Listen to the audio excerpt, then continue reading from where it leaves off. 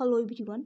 आज की इस क्लास में मैं आप सभी को एसएससी जीडी के लिए मैथ का एक्सपेक्टेड पेपर कराने वाली हूं। तो आज है एक्सपेक्टेड पेपर नंबर 19। स्टार्ट करती हूं इस क्लास को। इस क्लास में जो भी क्वेश्चंस कराऊंगी सभी क्वेश्चंस प्रीवियस ईयर पेपर से लिए गए सभी क्वेश्चंस होंगे। पहला क्वेश्चन है, यदि क्वेश्चन है a/3 बराबर b/4 बराबर c/7 है तो निकालना है a+b+c अपॉन में है c किसके बराबर है, यही पूछा गया है। तो जैसे कि a/3 बराबर है b/4 बराबर है c/7। इसको क्या कर रही हूँ मैं, k के बराबर मान लेती हूँ। अब जब k के बराबर मान ही ली तो a का मान निकालने के लिए ये जो 3 है ये जब बराबर में है तो k इंटू 3, k के साथ 3 का मल्टीप्लाई कर लेंगे तो यहाँ से आ जाएगा, यहाँ से 3k निकल कर आ जाएगा 3k। फिर b का मान फिर से 4 इंटू k करेंगे तो यहाँ से आ जाएगा 4k। c का मान निकालेंगे 7 है, k के बराबर किए हैं तो ये हो जाएगा 7 इंटू k करेंगे 7k। अब यहाँ से निकालना है a+b+c अपॉन c। तो इनका मान जो का त्यों, a का मान है 3k रखूँगी, फिर b का मान है 4k रखूँगी, फिर c का मान है 7k रख रही हूँ अपॉन में 7k हो जाएगा। सभी को ऐड कर लूँगी, 7 + 7 ये हो जाएगा 14k अपॉन हो जाएगा 7k। ये चला जाएगा 2 बार में तो 2 इस क्वेश्चन का राइट आंसर हो जाएगा ऑप्शन सी। नेक्स्ट क्वेश्चन है 10 संख्याओं, क्वेश्चन है 10 संख्याओं का औसत 7 है। यदि प्रत्येक संख्या को 12 से गुना किया जाए तो नया औसत ज्ञात करना है। तो कुछ इस टाइप के क्वेश्चन में कुछ नहीं करना होता है। जैसे कि 10 संख्याओं का औसत 7 है तो इसी औसत में इस 12 का मल्टीप्लाई कर लेंगे, 7 इंटू 12 कर लेंगे तो इसका डायरेक्टली आंसर आ जाएगा। ऑप्शन डी इस क्वेश्चन का राइट आंसर हो जाएगा। नेक्स्ट क्वेश्चन है, ए अकेले किसी काम को 12 दिनों में कर सकता है, ए और बी मिलकर उसी काम को 8 दिनों में कर सकते हैं, तो बी अकेले उस काम को कितने दिनों में करेगा। ए अकेले किसी काम को 12 दिन में कर रहा है, फिर ए प्लस बी दोनों मिलकर उसी काम को 8 दिन में कर रहे हैं। 12 और 8 इन दोनों का एलसीएम 24 ले लेती हूँ, ये टोटल वर्क हो जाता है। जो एलसीएम होता है ये टोटल वर्क होता है। अब इस 12 का भाग लगाएंगे 24 में, 2 बार में चला जाएगा और 8 से 24 3 बार में चला जाएगा। जब एक की इफिशियंसी 2 है तो यहाँ 2 रखेंगे क्योंकि दोनों को मिलाकर ए और बी दोनों को मिलाकर टोटल 3 है। यदि ए का 2 आ गया तो बी का हो जाएगा 1 क्योंकि दोनों को मिलाकर 3 है इसलिए। अब कहा गया है बी अकेले उस काम को कितने दिन में कर लेगा। तो बी एक की इफिशियंसी से 24 यूनिट वर्क को 24 दिन में कर लेगा। ऑप्शन ए इस क्वेश्चन का राइट आंसर हो जाएगा। नेक्स्ट क्वेश्चन है, एक वस्तु की लागत मूल्य तथा विक्रय मूल्य का अनुपात 5:6 है तो प्रतिशत लाभ निकालनी है। लागत मूल्य यानी कॉस्ट प्राइस और विक्रय मूल्य यानी सेलिंग प्राइस बराबर है 5/6। क्या है, 5/6 है। परसेंटेज प्रॉफिट यानी प्रतिशत लाभ निकालनी है तो प्रतिशत लाभ बराबर होता है लाभ अपॉन क्रय मूल्य गुना होता है 100। तो जैसा कि कॉस्ट प्राइस सेलिंग प्राइस में से कॉस्ट प्राइस को माइनस करेंगे, एक का प्रॉफिट आ जाएगा, एक का प्रॉफिट यानी लाभ आ रहा है तो परसेंटेज प्रॉफिट निकालने के लिए परसेंटेज प्रॉफिट बराबर हो जाएगा, प्रॉफिट का रेशियो 1 है, कॉस्ट प्राइस जो कि 5 है तो बटा 5 कर लेंगे, गुना 100 करेंगे, 5 से ये 100 चला जाएगा 20 बार में तो 20% की प्रॉफिट हो जाएगी। ऑप्शन ए इस क्वेश्चन का राइट आंसर होगा। नेक्स्ट क्वेश्चन है, किसी धनराशि पर 5% वार्षिक साधारण ब्याज दर पर 1 रुपये प्रतिदिन ब्याज के रूप में मिलते हैं तो जैसा कि यहाँ कहा गया है रेट है 5% और वार्षिक भी कहा गया है। फिर यहाँ साधारण ब्याज का क्वेश्चन है और कहा गया है 1 रुपये प्रतिदिन। यहाँ पर प्रतिदिन में दे रखा है और वार्षिक भी, यानी कहने का मतलब है प्रतिदिन। एक वार्षिक है तो 1 वर्ष हो गया, राइट। वार्षिक है तो 1 वर्ष हो गया। और आप सभी को पता होगा जब दिन दे रखा है तो 1 वर्ष यानी 365 दिन मिलकर एक पूरा वर्ष बनता है। और प्रतिदिन दे रखा है तो यहाँ पर हो जाएगा 365, ले लेती हूँ, सिंपल इंटरेस्ट का क्वेश्चन है।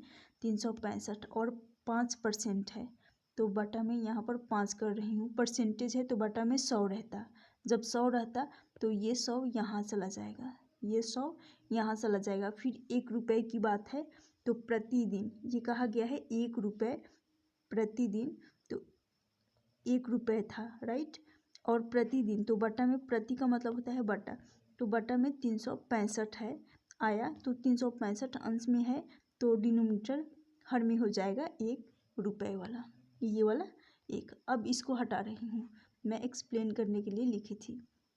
अब इस 5 से 365 चला जाएगा 73 बार में। 73 इंटू 100 कर रही हूँ तो 7300 इस क्वेश्चन का राइट आंसर हो जाएगा ऑप्शन डी। नेक्स्ट क्वेश्चन है, यदि किसी संख्या के 80% में 80 जोड़ा जाता है तो प्राप्त परिणाम संख्या के बराबर है, तो संख्या क्या है।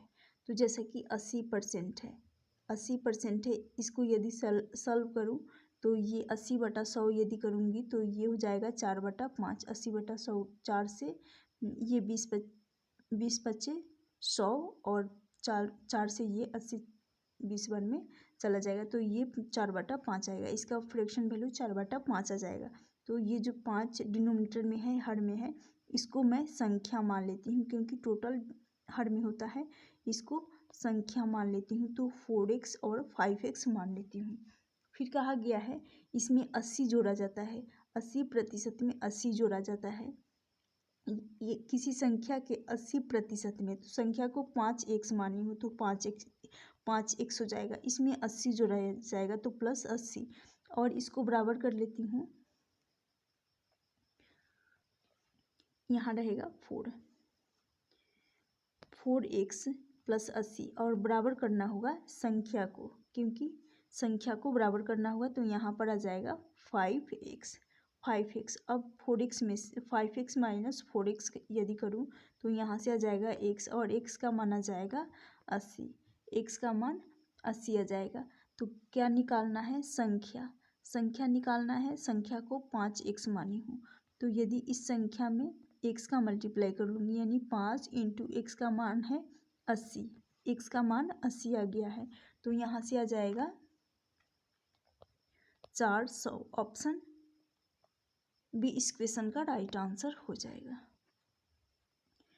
नेक्स्ट क्वेश्चन है, एक व्यक्ति अपने आय का 66.2/3% खर्च करके 1200 रुपये मासिक बचत करता है तो उसका मासिक खर्च रुपए में कितना है। तो इस टाइप के क्वेश्चन को करने के लिए ये क्वेश्चन बेहद ही ईजी है। सबसे पहले इस फ्रैक्शन की बात करें, जैसे कि ये फ्रैक्शन दे रखा है भिन्न प्रतिशत 66 सही 2/3 है। इसको सॉल्व कर लेंगे तो यहाँ से आ जाएगा 200/3, 200/3 आएगा। परसेंटेज है, इसमें परसेंटेज है। अब जो परसेंटेज है तो बटा में 100 आएगा, यानी 3 × 100 करेंगे तो 300 बन जाएगा। परसेंटेज 300 बन जाएगा, 0 से 0 चला जाएगा, यहाँ से आ जाएगा। यानी कहने का मतलब है 66 सही 2/3% का फ्रैक्शन वाला मान 2/3 हो जाएगा। 66 सही 2/3 ये हो जाएगा, इसका फ्रैक्शन वैल्यू 2/3 हो जाएगा। अब ये जो डिनोमिनेटर में आता है ये टोटल इनकम होता है, टोटल हर में आता है ये इनकम होता है, इनकम यानी आय होता है। और ये जो न्यूमरेटर अंश में होता है, क्योंकि कहा गया है आय का 66 सही 2/3 खर्च कर रहा है तो टोटल आय है 3। अब इस 3 में से उसने खर्च कर रहा है तो उसने 2 रेशियो खर्च कर दिया, 2 रेशियो उसने खर्च कर दिया, एक्सपेंड कर दिया। तो बच्चा यहाँ पर जो इन दोनों के डिफरेंस आएंगे वही सेविंग बन जाएगा, वही सेविंग होगा, यानी उनका बचत हो जाएगा। तो सेविंग 1 का हो रहा है, 1 का हो रहा है। और कहा गया है खर्च करके 1200 रुपये मासिक बचाता है। तो जब सेविंग आया है 1 क्योंकि टोटल इनकम 3 है और उस 3 में से 2 खर्च हो चुका है, तो बचेगा 1 जो कि सेविंग का है। 1 इस रेशियो को बराबर कर लेंगे 1200 रुपये, जो कि वास्तविक बचत है 1200 रुपये। तो 1 का मान 1200 आ गया। तो कहा गया है उसका मासिक खर्च निकालना है। तो मासिक खर्च वही दो रेशियो का है।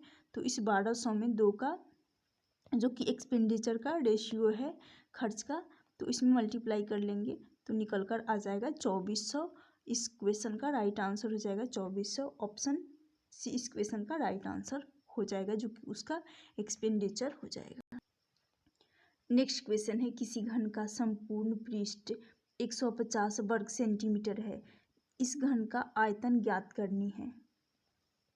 तो आप सभी को पता होगा घन का संपूर्ण पृष्ठ का क्षेत्रफल होता है, घन का संपूर्ण पृष्ठीय क्षेत्रफल, संपूर्ण पृष्ठीय क्षेत्रफल जो कि होता है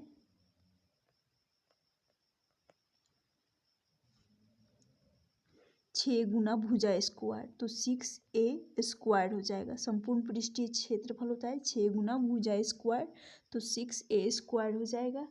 इसको बराबर कर लेते हैं 6a स्क्वायर, इसको बराबर कर लेते हैं 150, क्योंकि दे रखा है संपूर्ण पृष्ठीय का क्षेत्रफल दे रखा है 150। अब इस 6 से काट रही हूँ यदि, तो 6 दूनी 12, 2 बार में चला जाएगा, बचा यहाँ पर 30, 6 बचे 30, यानी ए स्क्वायर का मान 25 आ रहा है।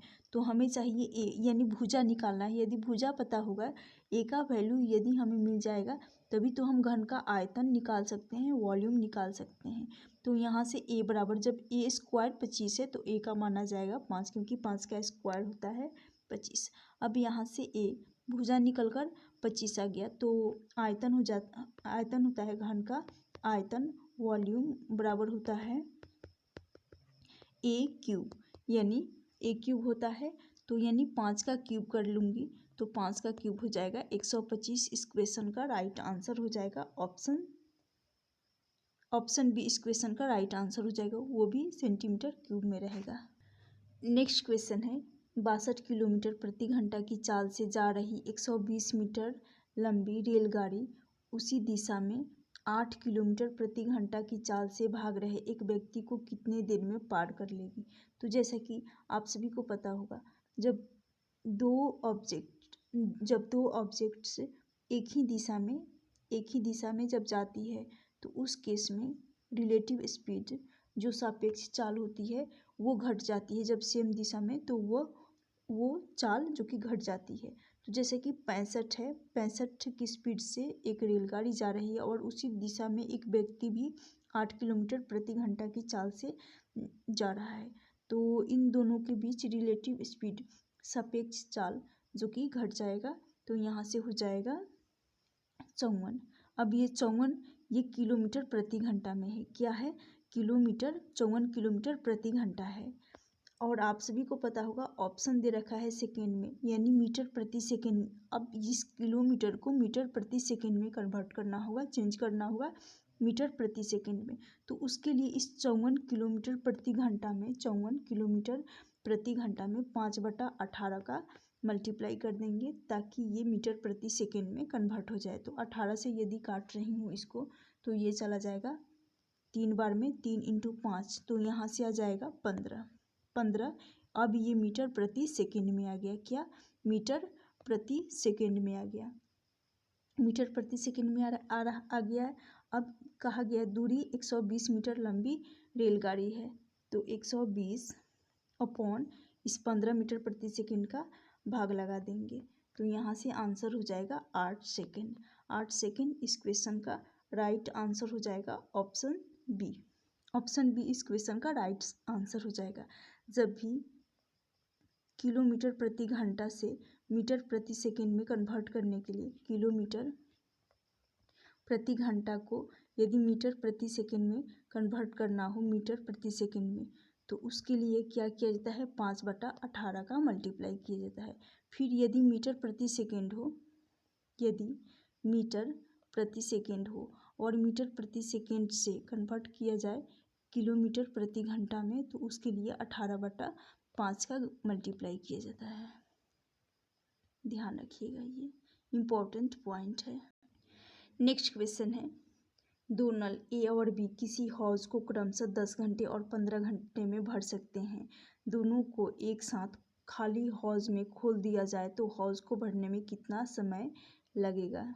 ए किसी खाली हौज को 10 घंटे में भर रहा है और बी 15 घंटे में भर रहा है। अब दोनों का एलसीएम ले लेंगे। जो एलसीएम आएगा वो टोटल कुल क्षमता, टोटल कैपेसिटी हो जाएगा।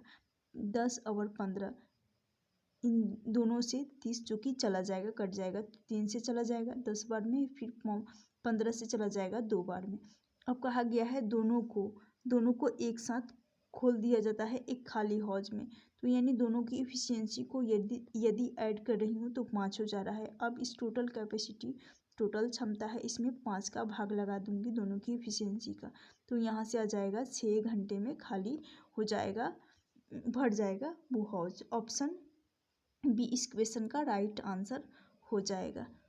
नेक्स्ट क्वेश्चन है, अर्धवार्षिक रूप से नियोजित यदि किसी धनराशि पर 12% वार्षिक दर से चक्रवृद्धि ब्याज तथा साधारण ब्याज का अंतर एक वर्ष के लिए 36 रुपये है तो राशि निकालनी है।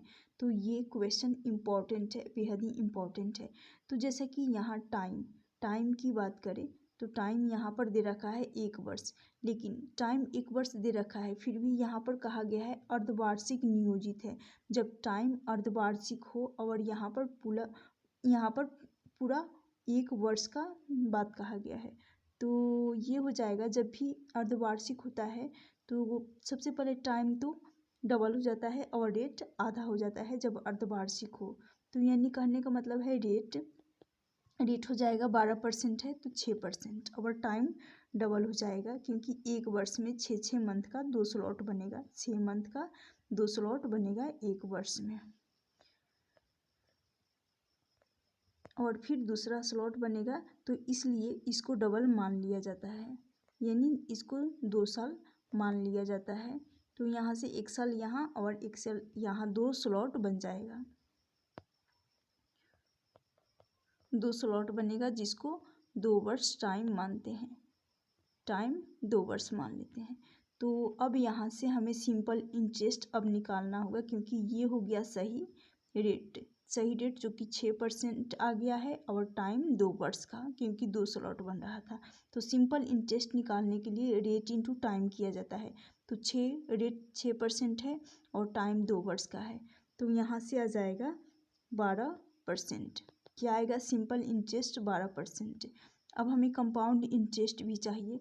यदि कंपाउंड इंटरेस्ट निकालेंगे तभी तो सिंपल इंटरेस्ट और कंपाउंड इंटरेस्ट का अंतर हम निकाल पाएंगे। तो अब चलिए कंपाउंड इंटरेस्ट नेट सक्सेसिव से निकाल लेते हैं। तो जैसे कि रेट है 6% का और टाइम 2 वर्ष का है, तो 6 + 6 प्लस हो जाएगा, XY मेथड लगा रही हूँ, 6 × 6 और बटा में हो जाएगा 100, तो यहाँ से तो हो जाएगा 12 और यहाँ से 36 होगा, 36 है लेकिन बटा में ये 2 जीरो है, तो 2 अंक छोड़कर 2 जीरो है, यानी 100 का भाग लगा रही हूँ 36 में, तो ये आएगा 0.36 है क्योंकि बटा में 2 जीरो है, तो 2 अंक छोड़कर दशमलव लग जाएगा। तो ये जो अब ऐड होगा तो 12 दशमलव इसमें ऐड हो जाएगा 0.36 को, तो 12.36 यहाँ आ जाएगा। इन सभी को ऐड करने के बाद ये आ गया 12.36, यहाँ से आ गया 12.36। कंपाउंड इंटरेस्ट 12.36 आ गया। सिंपल इंटरेस्ट 12% है। अब इन दोनों का डिफरेंस निकाल रही हूँ। यदि सिंपल इंटरेस्ट और कंपाउंड इंटरेस्ट दोनों का डिफरेंस निकाल रही हूँ तो ये आ रहा है 12 से 12 कट जाएगा, सिर्फ बचेगा 36%। अब 36% जो कि सिंपल इंटरेस्ट और कंपाउंड इंटरेस्ट का डिफरेंस आया है, इस 36 को बराबर कर लेती हूँ। जैसे कि कहा गया है अंतर, 1 वर्ष के लिए अंतर 36 रुपये है, तो जो अंतर है 36 रुपये, इस 36 रुपये के बराबर कर लेती हूँ 0.36% को, 36% को। तो यहाँ से 1% बराबर हो जाएगा, जब 0.36% बराबर 36 रुपये है, तो 1% बराबर 36 बटा हो जाएगा ये जो 0.36 है, गुना हो जाएगा यहाँ पर 100 का, क्योंकि 36% था तो इसलिए गुना 100 हो गया। अब जैसा कि दिख रहा है, जैसे कि यहाँ पर है 0.36 पॉइंट, ये 2 अंक, दशमलव है 1 अंक और 2 अंक, 2 अंक छोड़कर 2 अंक छोड़कर दशमलव लगा है, तो क्यों ना मैं इस दशमलव को हटाने के लिए 2 अंक यहाँ 2 जीरो यहाँ लगा देती हूँ। अब दशमलव हट गया तो 36 से 36 चला जाएगा, यहाँ से राइट आंसर हो जाएगा यही, जो कि 10,000 इस क्वेश्चन का राइट आंसर हो जाएगा।